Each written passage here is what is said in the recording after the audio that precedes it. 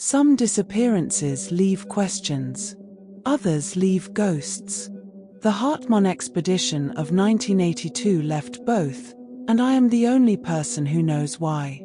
My name is Catherine Wells, and what I discovered in the Khumbu region of Nepal in 1989 changed everything I thought I understood about survival, sacrifice, and the beings that watch us from the heights. I was 28 years old that autumn, a British journalist specializing in mountaineering disasters. Morbid work, some said, but I saw it as honoring the dead by ensuring their stories were told accurately. The Hartmann expedition had become my obsession. 7 climbers who vanished on lots in October 1982, leaving behind equipment, supplies, and a base camp that looked like they'd simply stepped away for a moment and never returned. The official investigation had concluded probable avalanche, though no avalanche debris was found. The bodies were never recovered, despite extensive searches.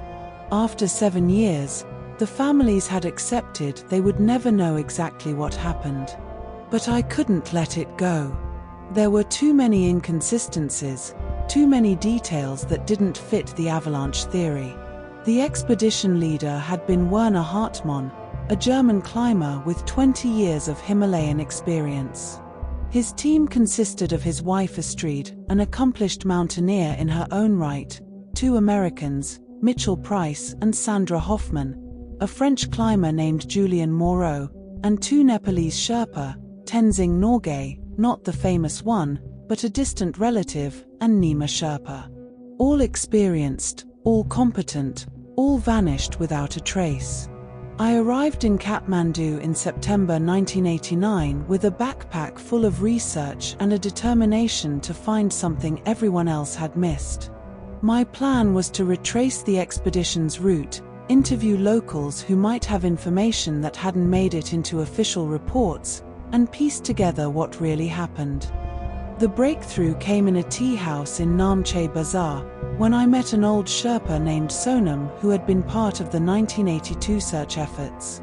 He was reluctant to speak at first, but when I showed him photographs of the missing climbers, his expression shifted from caution to something like recognition. "You want to know what happened to them," he said quietly. It wasn't a question. Yes. Their families deserve answers. Sonam was silent for a long moment, studying my face as if evaluating whether I could be trusted with something significant. "The official story is avalanche.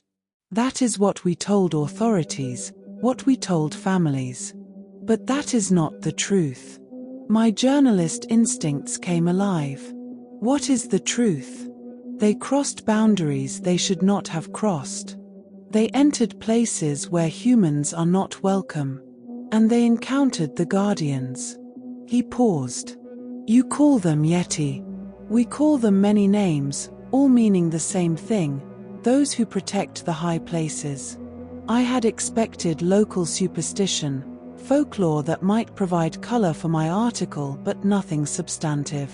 But Sonam's tone was matter-of-fact, a man reporting events he had witnessed rather than stories he had heard. "You're saying the Yeti killed them?" "No. I am saying the Yeti showed us what happened to them. Showed us why they could not be recovered, why their story could not be told truthfully. Some of us on the search team saw. We made a choice to protect the secret rather than expose it. But 7 years have passed, and I am old now.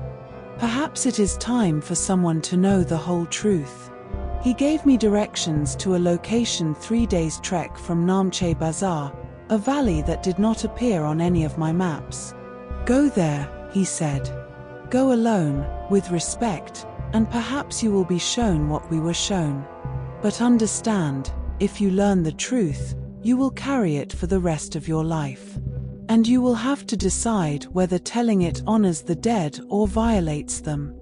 Catherine is about to uncover a mystery that has been buried for 7 years. What really happened to the Hartmann expedition?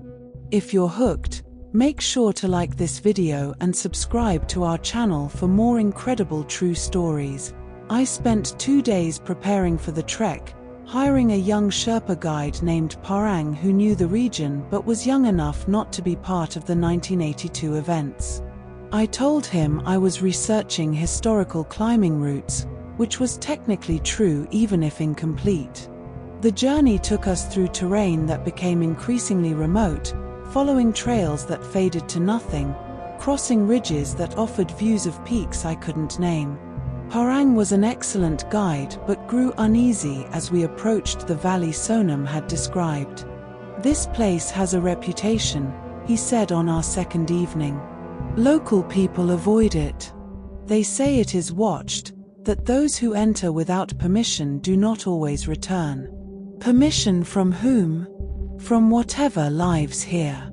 He wouldn't elaborate further, focusing on setting up camp with a nervous efficiency that suggested he wanted to be ready to leave quickly if necessary. We reached the valley on the third day.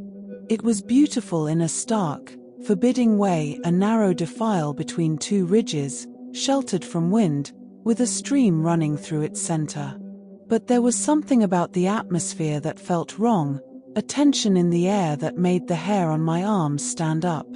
"I will wait here," Parang said as we approached the valley entrance. "You go ahead if you must. But I am not entering that place." "Why not?" "Because I am not ready to see what lives there.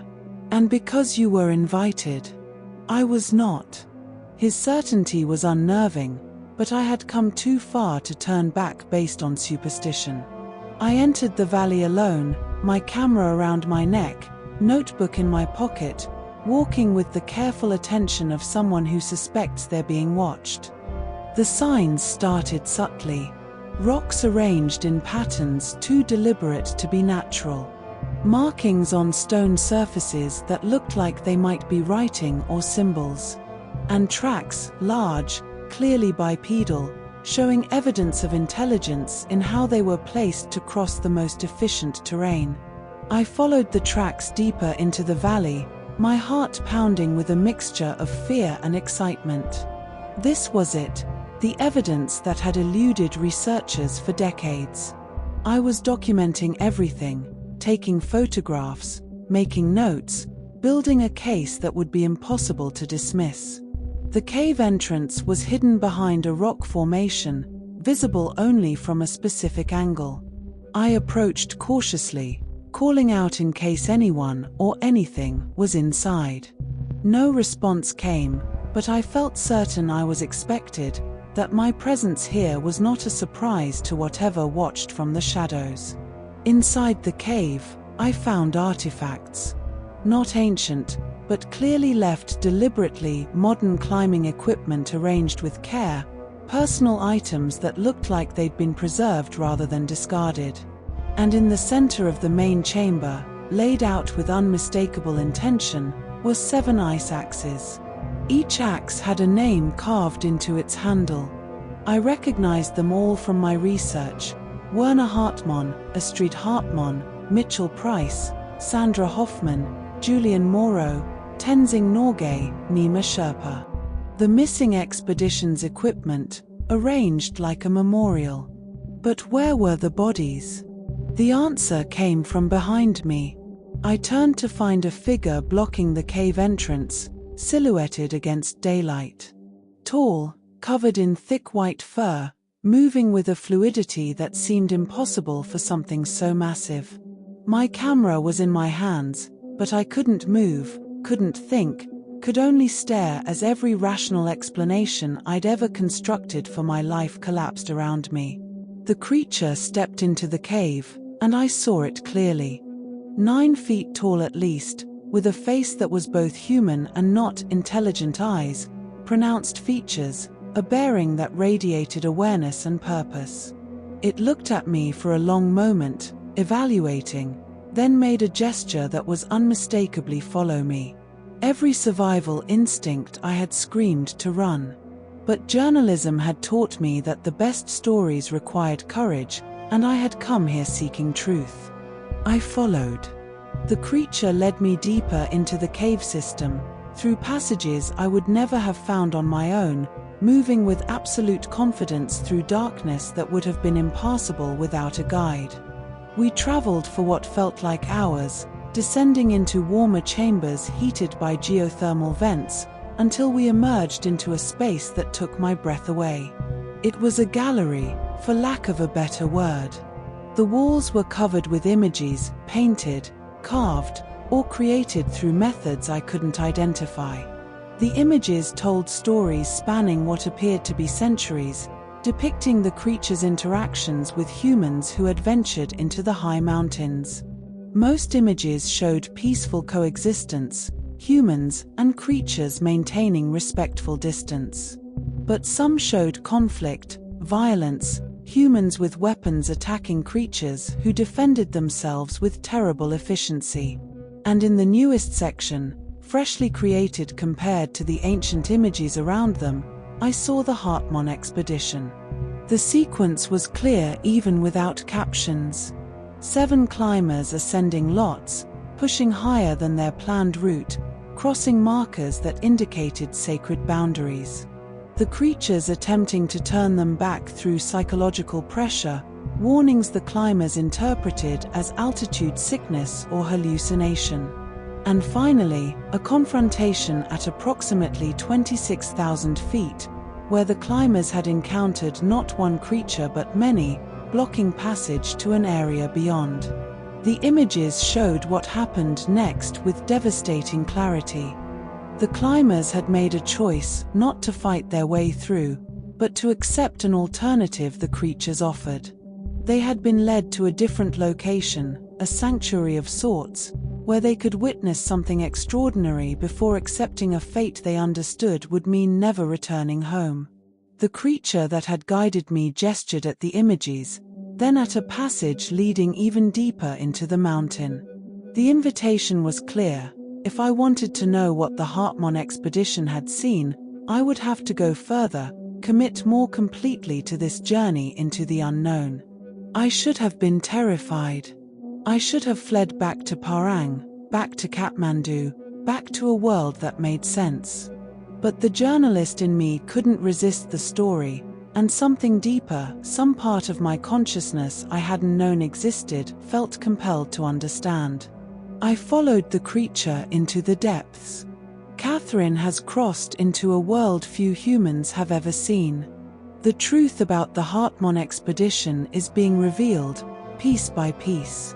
If you're as captivated as we are, hit that like button and subscribe for more. What I saw in the deepest chamber changed me fundamentally. The Hartmann expedition was their not bodies, but something else. 7 figures arranged in a circle, sitting in meditation poses, their physical forms crystallized or preserved through means I couldn't explain. They looked peaceful, serene, as if they'd simply chosen to stop and had never started again. But more disturbing and awe-inspiring was the awareness I felt emanating from them. They weren't dead in any conventional sense. Their consciousness was present, aware, existing in a state that transcended normal human experience. And when I opened my mind to it, when I stopped resisting and simply received, I felt them communicate. Not in words, not in images, but in pure understanding that flooded my consciousness with the truth of what had happened. They had been shown something by the creatures, a form of existence beyond physical limitation, a way of being that transcended the individual body and merged with something larger. It was offered as a choice, presented as an alternative to the slow death of exposure and altitude that awaited them if they continued their climb or attempted descent from where they'd been when confronted. They had chosen transformation over death, had accepted the creature's offer to participate in something ancient and profound, becoming guardians themselves in a sense. Their consciousness merged with the mountain and the beings that protected it. They were not prisoners. They were participants in something they couldn't have imagined existed until it was offered to them. And they wanted me to understand that they had no regrets. That what looked like tragedy from the outside was actually transcendence from their perspective. That their families might never understand, but those families could at least know they had died or transformed in a state of enlightenment and peace. The creature that had guided me placed a massive hand on my shoulder, and I felt direct communication flow between us for the first time. Not telepathy exactly, but something closer, a transfer of meaning that bypassed language to deliver understanding. It was showing me the full scope of the creature's role in these mountains. They were not simply animals, not even just intelligent beings. They were guardians of thresholds, protectors of boundaries between normal reality and something else, something that existed in the highest places where air was too thin for normal human consciousness to function properly. The death zone wasn't just physically dangerous, it was a liminal space where reality operated differently, where transformation became possible for those who were ready. The Hartmann expedition had been ready, had pushed into sacred territory not through arrogance but through some unconscious seeking, a spiritual hunger they might not have recognized but the creatures had perceived. They had been offered the choice, and they had chosen transformation. But not everyone who died in these mountains was offered that choice. Most simply died, their bodies consumed by cold and altitude. The transformation was reserved for those few the creatures recognized as somehow prepared, somehow worthy of the gift they could offer. I was being shown this not randomly but because I was being evaluated. The creature was assessing whether I too was ready, whether I could be trusted with this knowledge or whether I would use it destructively. The evaluation took form I didn't fully understand, a series of visions or experiences that seemed to test my character, my understanding, my capacity for wisdom over sensationalism. I saw myself back in London, publishing the story with photographs and evidence that would make me famous. I saw the aftermath, expeditions flooding into these mountains, searchers disturbing sacred sites, scientists attempting to capture the creatures for study, the whole delicate balance destroyed by revelation. Then I saw the alternative, returning with knowledge but without proof, telling families their loved ones had died peacefully, honoring the truth privately while protecting it publicly. It meant sacrificing the career-making story, accepting that my obsession would remain officially unsolved. But it meant preserving something precious and irreplaceable. The choice was mine. The creature made that clear through the connection we shared. It would allow me to leave with evidence or without it, to tell the full truth or a protective partial truth. But it wanted me to understand the consequences of each choice before I made it. I thought of the Hartmann family, still wondering after 7 years what had happened to Werner and Astrid. I thought of the other families, the parents and siblings and children who had been left with uncertainty. They deserved to know their loved ones were at peace, that death had come with understanding rather than terror. But they didn't need to know the full truth. Couldn't know it, really, without either dismissing it as fantasy or being burdened with knowledge they couldn't process. The truth was too strange, too far outside normal human experience to be communicated effectively even if I tried. I made my decision. I'll tell them their families died at altitude, that their bodies are in an inaccessible location but that they were at peace, I said aloud, not knowing if the creature understood English but feeling it understood my meaning regardless. I'll write the story to honor them without revealing what you've shown me. The full truth stays here, protected. The creature's grip on my shoulder tightened briefly, not painfully, but with what felt like approval or gratitude. Then it released me and gestured back toward the passage we'd entered through, indicating I was free to leave. Before I turned to go, I approached the circle of transformed climbers one final time. I couldn't explain what compelled me, but I reached out, placing my hand on what had been Werner Hartmann's shoulder. And through that contact, I felt him respond, not in words but in emotion and understanding. He was grateful I'd come, grateful that someone now knew the truth, grateful that his family would receive at least partial closure. And he wanted me to tell Astrid's sister something specific, a message only she would understand, that would confirm to her that I had truly encountered her brother-in-law in some form. The promise made in Bergen was kept. I didn't know what that meant, but I committed it to memory, understanding it was my credential, proof that what I would tell the families came from genuine encounter rather than fabrication. The journey back through the cave system seemed shorter, or perhaps I was simply less fearful now that I understood I was a guest rather than an intruder. The creature guided me all the way to the entrance where I'd first encountered it, then stopped, watching as I stepped back into the afternoon light. I turned to look at it one final time, this being that should not exist according to everything I'd been taught, and felt profound gratitude for what it had shown me. It inclined its head slightly, acknowledgement or farewell, and stepped back into shadow, disappearing so completely it was as if it had never been there. Parang was waiting where I'd left him, clearly relieved when I emerged from the valley. "You were gone for many hours," he said. I was beginning to worry. "I found what I was looking for," I told him. "But it's not what I expected, and it's not something I can fully explain." He nodded, perhaps understanding more than I gave him credit for. Sometimes the mountains give us answers that create more questions. This is the way of sacred places. The trek back to Namche Bazaar gave me time to process what I'd experienced and to prepare the story I would tell. Not lies exactly, but truth filtered through omission, shaped to protect rather than expose. I found Sonam again at the same tea house, and when I told him what I'd seen, his expression confirmed he had witnessed something similar during the 1982 search. "You understand now why we told the story we told," he said. "Some truths are too large for the world to hold. They must be kept by those who have been shown them, protected until perhaps humanity is ready to receive them." Do you think humanity will ever be ready? Perhaps. When we stop seeing the mountains as things to conquer and start seeing them as teachers. When we recognize that consciousness exists in many forms, not all of which we can easily categorize. When we value mystery over mastery.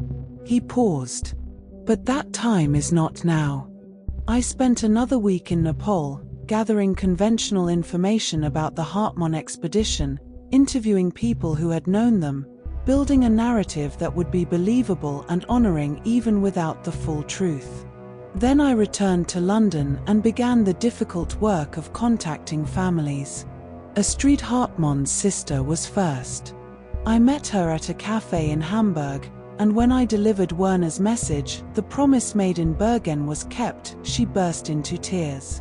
"No one knew about that except Werner and Astrid and me," she said through her sobbing. "How could you possibly know? I encountered something in the mountains that allowed me to sense your brother-in-law's presence," I said carefully. "I can't explain it scientifically, but I know he was at peace, that both he and Astrid chose their fate with clear understanding, and that he wanted you to know the promise was kept." She didn't ask me to explain further. Perhaps she couldn't bear to know more, or perhaps she recognized that some experiences transcend explanation. But she believed me, and through her, the other Hartmann family members came to accept that their loved ones had died peacefully, if mysteriously. The other families were more difficult. Mitchell Price's mother demanded details I couldn't provide. Sandra Hoffman's husband wanted bodies recovered regardless of difficulty. But eventually, through carefully worded explanations about inaccessible terrain and the peace I'd sensed in the place where they'd died, I helped them find closure if not complete understanding. Catherine has made her choice to protect the truth while honoring the dead. But carrying this secret will change her life forever. Stay with us by hitting like and subscribe as we move toward the conclusion of this extraordinary story. I published an article in a mountaineering journal titled The Hartmann Expedition: Final Evidence and Peaceful Resolution. It described finding equipment and evidence suggesting the expedition had reached approximately 26,000 feet before encountering conditions that forced them to make camp in a location subsequently rendered inaccessible by avalanche and rockfall. I speculated they had died peacefully from exposure, their bodies preserved in a location that could not be safely reached for recovery. The article was well received, praised for providing closure to a mystery that had haunted the mountaineering community for 7 years. Some questioned why I hadn't provided exact coordinates or more photographic evidence, but I deflected these questions with explanations about respecting the dead and the dangers of encouraging additional expeditions to an already dangerous area. Privately, I struggled with what I'd kept hidden. The journalist in me ached to tell the full story, to share evidence of beings that would revolutionize anthropology and biology. But the guardian in me, a role I'd never sought but had somehow inherited, knew that exposure would destroy what I'd been trusted to protect. I kept one piece of evidence, a single photograph I'd taken in the gallery cave, showing the images of the Hartmann expedition's transformation. The image was clear enough to show the artistic skill involved, but ambiguous enough that it could be dismissed as native art or misinterpreted symbols. I stored it with instructions it was not to be published until 50 years after my death, giving time for everyone involved to pass away and for the world perhaps to be ready for truths it currently couldn't accept. The creatures themselves I never saw again, though I returned to Nepal multiple times over the following years. I would trek into remote areas, always with the hope of another encounter, another chance to understand what I'd witnessed. But the valleys remained empty of their presence, as if they'd shown me what I needed to see and had no further purpose in revealing themselves. Or perhaps they were always there, watching from concealment, evaluating whether I would keep the promise I'd made. Testing my commitment to guardianship over revelation, to protection over fame. I like to think I passed that test. That by choosing silence over sensationalism, by honoring the Hartmann expedition's transformation rather than exploiting it, I proved myself worthy of the trust that had been placed in me. The years following my return from Nepal were defined by duality, living publicly as a mountaineering journalist while privately serving as guardian of secrets that could never be fully revealed. I continued writing about climbing disasters, but with a perspective that had fundamentally shifted. I saw patterns others missed, recognized signs in stories of disappearances and anomalous encounters that suggested the creature's influence extended far beyond the single valley where I'd met them. In 1991, I received a letter forwarded through my publisher from someone who signed only as MK. The writer claimed to have information about other expeditions that had encountered guardians in the Himalaya and wanted to meet discreetly. My initial instinct was to ignore it. Paranoia about exposure had become a constant companion, but something in the letter's phrasing suggested the writer had genuine knowledge. We met at a bookshop in Edinburgh, neutral territory for both of us. MK turned out to be Dr. Margaret Keating, a Scottish anthropologist who had spent 3 decades studying indigenous knowledge systems in the Himalayas. She was 71 years old, carrying herself with the dignity of someone who had spent a lifetime in fieldwork. "I know what you found," she said without preamble once we were alone. Not the specific details, but the essential truth. The Hartmann expedition encountered the Guardians and was offered transformation. You witnessed the result and chose to protect it rather than expose it. My carefully maintained composure cracked. "How could you possibly know that?" "Because I made the same choice 32 years ago," Margaret replied. "In 1959, I was part of a research expedition studying Sherpa cultural practices. We encountered the Guardians, 3 of them, in a valley near Mukalu. One of our team members, a young man named Thomas Reed, was offered the choice. He accepted. I was shown what happened to him, given the same decision you faced: reveal everything or protect the mystery. I chose protection. She had photographs, journal entries, evidence she'd kept hidden for 3 decades. Her story paralleled mine in crucial ways: the gallery cave with its ancient images, the transformed human preserved in peaceful stasis, the understanding that some truths served humanity better by remaining hidden. "Why contact me now?" I asked. "Because I'm dying," Margaret said simply. "Cancer, advanced enough that I have perhaps 6 months remaining. I've carried this secret alone for 32 years, and I need to ensure it doesn't die with me. There should be a continuity of guardianship, people who know the full truth and can make informed decisions about if and when it should be revealed." Over the following months, Margaret and I met regularly. She introduced me to 2 others she'd identified over the years as probable guardians, people whose research or experiences suggested they'd encountered the creatures and chosen silence. We formed a small, informal network, 4 people scattered across 3 countries, connected by our shared burden of knowledge and our commitment to protection. Margaret died in March 1992, peacefully and without regret. She left her research materials to me with instructions to use my judgment about what could safely be shared and what must remain sealed. Among her papers, I found evidence of at least 12 other expeditions or individuals who had likely encountered the Guardians since 1950, each resulting in either disappearance or strange stories that were officially dismissed but privately suggested deeper truth. The pattern was clear. The creatures were not randomly appearing to humans but were actively managing contact, choosing individuals to transform or to witness transformation, creating a distributed network of guardians who would protect their existence through informed silence rather than ignorance. But why? Why take the risk of revealing themselves even to select individuals? Margaret had theorized it was a form of insurance, that as human presence in the mountains increased, as technology made hiding more difficult, the creatures needed human allies who understood their intelligence and would work to preserve their sanctuaries.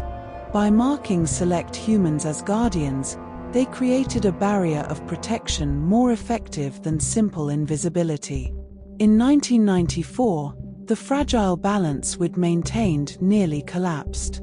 A wealthy American named Richard Castellano funded an expedition specifically to find evidence of Yeti, using cutting-edge technology and offering substantial rewards to Sherpa guides who could lead his team to likely encounter sites. Unlike previous searchers, Castellano had done serious research, identifying patterns in disappearances and anomalous reports that suggested specific valleys and altitudes where the creatures operated. He was targeting the area where I'd encountered the Hartmann expedition's transformation. I flew to Kathmandu immediately, using every contact I'd developed over 12 years to gather intelligence on Castellano's plans. What I learned was alarming. He had permits, political connections, military-grade equipment, and a determination born from personal tragedy. His brother had disappeared on Everest in 1987, and Castellano believed the creatures were responsible. Through the Guardian network, I learned Castellano wasn't entirely wrong. His brother's expedition had indeed encountered the Guardians and been turned back through psychological pressure. But rather than heeding the warnings, the brother had pushed forward alone in a summit fever, ultimately dying of exposure when he got lost above 27,000 feet. The creatures hadn't killed him, but they hadn't saved him either. He'd made his choice to ignore boundaries, and they'd let nature take its course. Castellano didn't know these details. He only knew his brother had reported strange encounters in his final radio transmissions, had spoken of beings in the snow that were watching and judging. To a grieving brother seeking answers, the leap to Yeti killing or abducting became logical, even inevitable. I arranged a meeting with Castelliano through intermediaries, claiming I had information about his brother. We met in a Kathmandu hotel, and I saw immediately that reasoning with him would be difficult. His grief had calcified into obsessive purpose, every resource at his disposal directed toward proving what had happened to his brother. "I know what you found in 1989, he told me, his research clearly extensive. The Hartmann expedition, the evidence you claimed was inaccessible. But I have technology now that can access anywhere. Ground-penetrating radar, thermal imaging, climbing equipment that didn't exist 7 years ago. I will find what you found, and I will bring it back as proof." "Proof of what?" I asked carefully. "That people die in the mountains. We already know that. Your brother died climbing, Mr. Castelliano. Not murdered, not abducted, he died from exposure after making poor decisions at altitude. He was an experienced climber. He wouldn't have made those mistakes unless something forced him to. The secret Catherine has protected for years is about to be exposed by someone who won't listen to reason." What happens when grief meets obsession in the death zone? Make sure you're subscribed and hit like to see how this confrontation unfolds. I tried everything: reason, empathy, even veiled warnings about the consequences of violating sacred spaces. But Castelliano was immovable, his expedition launching within days regardless of my objections. I watched helplessly as his well-funded team moved into the mountains with equipment and determination that made discovery seem inevitable. But I'd underestimated the creature's defensive capabilities. Castelliano's expedition encountered problems from the start: equipment malfunctions that shouldn't have been possible, team members experiencing severe psychological distress, route markers mysteriously disappearing or being rearranged. What should have been a straightforward approach to the target valley became a nightmare of disorientation and technical failures. After 2 weeks, Castelliano abandoned the attempt, his team demoralized and several members requiring medical evacuation for stress-related conditions. He returned to Kathmandu convinced he'd been sabotaged, though he couldn't prove it and had no clear suspect. I met with him one final time before he left Nepal. He was a broken man, his obsessive quest having cost him significant resources and failed to provide the closure he sought. "There's something up there," he said, his voice hollow.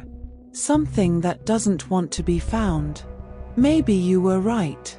Maybe some mysteries should stay buried. Your brother died climbing," I told him gently. "That's the truth. He was brave and skilled, but the mountain was stronger. Honoring his memory doesn't require proving there was something else responsible. It requires accepting that sometimes good people die in dangerous places, and no amount of explanation can make that acceptable." Castelliano left Nepal and, I later learned, sold his technology company and established a foundation supporting mountain rescue operations. His quest for proof had ended, but it had transformed into something more constructive, helping ensure fewer families would experience the loss he'd suffered. The creatures had defended their territory without violence, without confrontation, simply by making the search too costly in psychological and technical terms to continue. It was an elegant solution, but it reinforced my understanding that human technology was advancing faster than the creature's ability to remain hidden. Eventually, someone would succeed where Castelliano had failed, and then the choice about revelation would no longer be mine or any guardian's to make. The late 1990s brought changes that made guardianship increasingly complex. Satellite imaging, GPS technology, and the internet all made the mountains more transparent, harder to keep secret. The Guardian network expanded to include younger members, people who had encountered the creatures or been shown transformations in recent years, who understood digital security and information management in ways my generation struggled with. In 1999, I was approached by a young American climber named Aaron Wu who claimed to have been marked by the creatures during a solo ascent of Cho Oyu. He showed me a symbol carved into his shoulder blade, intricate patterns that he said had appeared during his encounter, burned into his flesh through contact with one of the creatures. They didn't speak, Aaron explained, but I understood they were marking me as someone who had been evaluated and found trustworthy.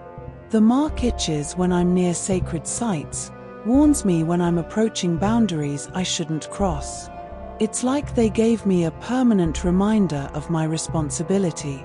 I examined the mark, photographing it for documentation. It was unlike anything I'd encountered in my own experiences, suggesting the creature's methods were evolving, becoming more direct in their recruitment of guardians. Aaron had been chosen not because he'd witnessed a transformation but because he'd demonstrated respect, turning back from a summit attempt when he'd felt the psychological pressure that indicated he was entering forbidden territory. They need more of us, Aaron theorized. With climbing becoming more commercial, with more people pushing into remote areas, they need a larger network of humans who will work to protect their sanctuaries. The marks are their way of identifying us to each other, creating a distributed system of guardianship. Over the next few years, I encountered 6 others with similar marks, each reporting comparable experiences: solo encounters with the creatures, evaluation rather than confrontation, marking rather than transformation. The network was growing, adapting to modern challenges, ensuring that protection would outlast any individual guardian's lifespan. But the marks also created vulnerability. In 2002, a marked guardian named Yuki Tanaka was approached by a genetics research company that had somehow learned about the marks and wanted tissue samples for analysis.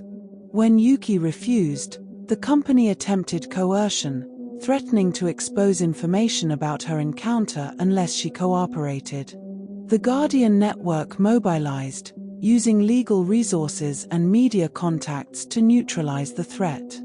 But the incident revealed how precarious our position had become. We were trying to protect beings whose very existence was worth billions to biotech companies, millions to documentary filmmakers, and priceless to scientists seeking to understand consciousness and evolution. The creatures themselves seemed aware of these increasing pressures. Encounters became rarer, more carefully controlled, limited to individuals the creatures had thoroughly evaluated. Several guardians reported receiving what could only be described as telepathic communication, warnings about specific threats or guidance about how to respond to emerging challenges. By 2010, I was 61 years old and increasingly aware that guardianship needed to transition to younger hands. The world had changed dramatically since my 1989 encounter. Social media, smartphones, and ubiquitous cameras made secrets harder to keep, while also making deliberate misinformation easier to spread. The next generation of guardians would need skills I'd never had to develop. I organized a gathering in New Zealand, carefully selecting a location far from the Himalayas to avoid unwanted attention. 15 marked guardians attended, ranging in age from 23 to 78, representing encounters spanning 4 decades. We spent a week sharing experiences, comparing notes, and developing strategies for protecting the creatures in an increasingly transparent world. The consensus that emerged was both hopeful and sobering. The creatures were adapting, their sanctuaries moving to even more remote locations, their contact with humans becoming more selective and purposeful. But climate change was eliminating refuges, melting glacier, and altering ecosystems in ways that forced the creatures into smaller and smaller territories. They're not just physically endangered, Aaron Wu argued. They're culturally endangered. The sacred sites they've protected for centuries are being destroyed by environmental changes they can't control. Within 50 years, there may not be high-altitude refuges left for them to inhabit. The question became whether guardianship meant continuing to hide the creature's existence or transitioning to advocating for their protection as an endangered species. It was a debate that divided the group, with older guardians like myself preferring continued secrecy while younger members argued for strategic revelation. "The world is different now," insisted a young British climber named Emma Cross, marked during a 2008 expedition. "We have frameworks for protecting indigenous peoples, for recognizing non-human consciousness, for designating sacred sites as legally protected. If we revealed the creatures carefully, with their consent, we might be able to create formal protections that secrecy alone can't provide. But how do you obtain consent from beings that communicate primarily through telepathy and gesture? How do you ensure revelation leads to protection rather than exploitation?" These questions had no easy answers, and our gathering ended without consensus agreement, only that each guardian would continue working in their own way, united by shared purpose even if our methods differed. The Guardian Network faces an impossible choice: continue hiding the creatures, or risk exposure to save them from extinction. Catherine's journey is approaching its end. Make sure you're subscribed and hit like to witness the conclusion. I returned to Nepal in 2015, drawn by an intuition I couldn't explain. I was 66, my body worn by decades of high-altitude travel, knowing this might be my final visit to the mountains that had defined my adult life. I hired Parang, the same guide who had waited outside the valley in 1989, now middle-aged and running his own trekking company, to accompany me on what I told him was a nostalgic journey to familiar places. We trekked to the valley where I'd first encountered the creatures, though I didn't tell Parang that was our destination. The landscape had changed, glacier retreated, vegetation patterns altered, signs of environmental stress everywhere. But the valley itself remained, still remote, still carrying that atmospheric tension that suggested it was watched and protected. I entered alone, as I had 26 years earlier. This time, I knew what I was looking for, where the cave entrance would be, how to move through the space with respect rather than fear. I found the gallery cave, its ancient images preserved but showing new additions. Depictions of modern climbers, of changing landscapes, of creatures watching from diminishing refuges. And I found the transformation chamber, where the Hartmann expedition still rested in their circle of peaceful stasis. They looked unchanged, preserved perfectly by whatever means the creatures employed, their consciousness still present and aware. I sat with them for hours, opening my mind to whatever communication might pass between us. What I received was not specific information but emotional understanding, gratitude for the guardianship I'd provided, acceptance of whatever decisions I made about their story, and most profoundly, peace with their choice. They had no regrets about the path they'd taken, about the transformation they'd accepted instead of conventional death. Werner Hartmann's presence was particularly strong. Through the connection, I understood he wanted me to know his family had made peace with his disappearance, that the message I'd delivered had provided the closure they needed. He had kept his promise made in Bergen, whatever that promise had been, and he was content that someone knew and remembered. The creature that had first guided me appeared as I was preparing to leave. Older now, its fur graying, its movements less fluid but still graceful. It approached slowly, placed a massive hand on my shoulder in the gesture I remembered from our first encounter, and communicated one final message. The transformation chamber would not remain accessible much longer. Environmental changes and increasing human presence made the location too vulnerable. The Hartmann expedition and others like them would be moved to new sanctuaries deeper in the mountains, places human technology could not yet reach. My guardianship had been successful, but it was approaching completion. The creatures were withdrawing further, accepting that coexistence with modern humanity required even greater isolation than previous generations had maintained. It was both farewell and acknowledgement, recognition that I had honored my promises, that the trust placed in me had been warranted, and that the next phase of guardianship would fall to others while I entered the stage of witness emeritus, holding knowledge but no longer actively protecting. I am 75 years old now, writing this in 2024. The Hartmann expedition disappeared 42 years ago, and I have carried the truth of what happened to them for 35 years. The promise I made in that cave chamber in 1989 has defined my life, shaped every decision I've made about career and relationships, given me purpose that transcended personal ambition. The Marked Guardian network continues to grow, now numbering over 40 individuals across 6 continents. Aaron Wu leads the younger generation, implementing digital security protocols and communication methods that protect our knowledge while allowing rapid response to emerging threats. Emma Cross successfully lobbied for expanded protected areas in the Himalayas, achieving conservation goals without revealing the true reason those areas needed protection. The creatures themselves have become even more elusive, their encounters with humans increasingly rare as they retreat into the highest and most remote refuges. Climate change continues to eliminate habitats, forcing impossible choices about whether to continue hiding or to risk revelation in exchange for protection. The debate I witnessed in 2010 continues within the Guardian network, with no clear consensus emerging. I no longer return to Nepal. My body cannot handle the altitude, and perhaps I'm no longer needed there. My role has evolved from active guardian to historian, documenting the network's development, preserving knowledge for future generations, serving as connection between the earliest guardians and those who will carry the work forward when my generation is gone.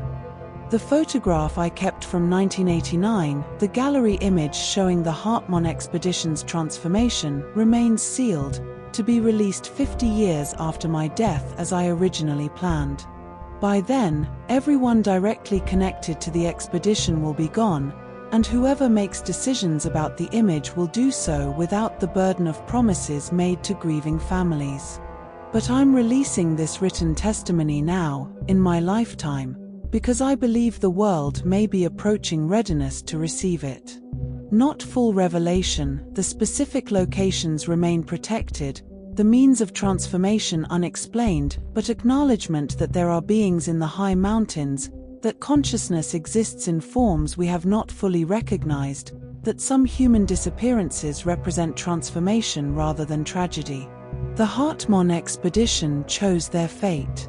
Werner and Astrid Hartmann, Mitchell Price, Sandra Hoffman, Julian Morrow, Tenzing Norgay, and Nima Sherpa encountered something extraordinary at 26,000 feet and accepted an alternative to conventional death. They transformed, merged their consciousness with something larger and more ancient than individual human existence, and they did so willingly after understanding what was being offered. They were not victims.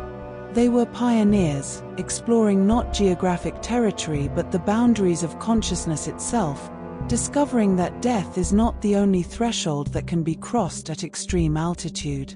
I was shown this truth by beings that have protected the high mountains for longer than recorded history, that have guided and guarded and occasionally offered transformation to humans they deemed ready.